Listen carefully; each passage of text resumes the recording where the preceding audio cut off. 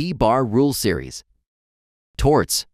Intentional torts. Intent. Intent is established when the defendant acts with the desire or purpose to achieve an outcome, or with knowledge to a substantial certainty that the outcome will result. Battery. Battery is the intentional infliction of a harmful or offensive contact against the body of another. Assault. Assault is the intentional infliction of an apprehension of an imminent harmful or offensive contact.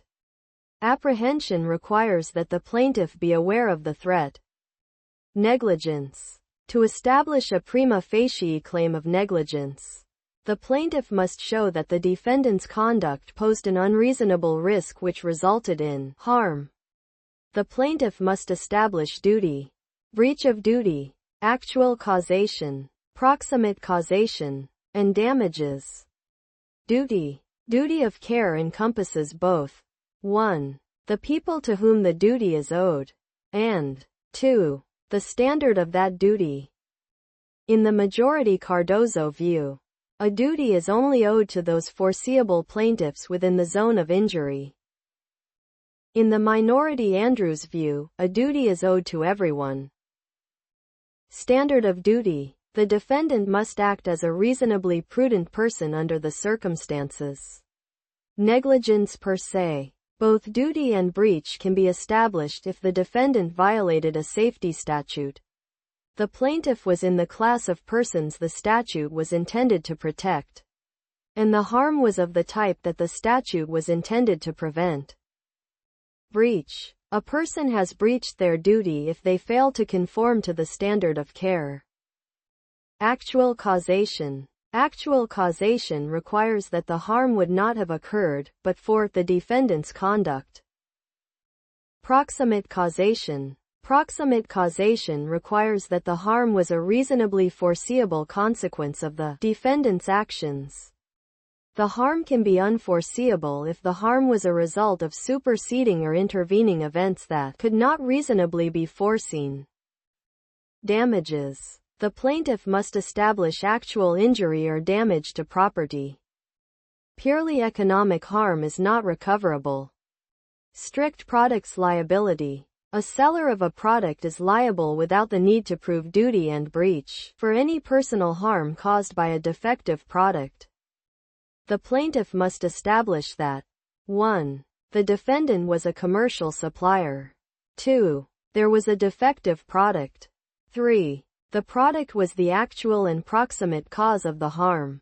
And 4. Damages occurred. A defective product can be established by a manufacturing defect, a design defect, or a warning defect. Manufacturing defect. A manufacturing defect occurs when the particular product is more dangerous because of a material deviation in design. Design defect. A design defect can be shown by 1. The consumer expectation test, which requires that the product meet the minimum safety expectations of its ordinary users when used in a reasonably foreseeable manner, including misuse. 2.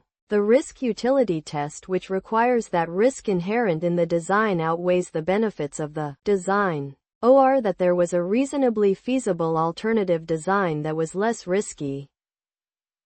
Actual causation. The harm would not have occurred but for the defective product, and the defect was present when the product left the defendant's control.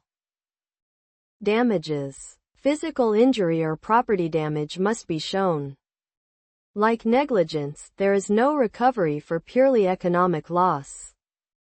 Third-party issues. Vicarious liability. Vicarious liability is when a third party is held responsible for the tortious act of another based on a special relationship between the tortfeasor and the third party.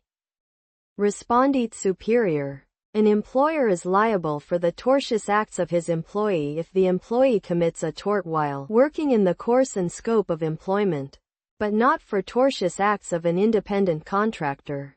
Actions are within the scope of the relationship. 1. If the conduct was of the kind the agent was hired to perform.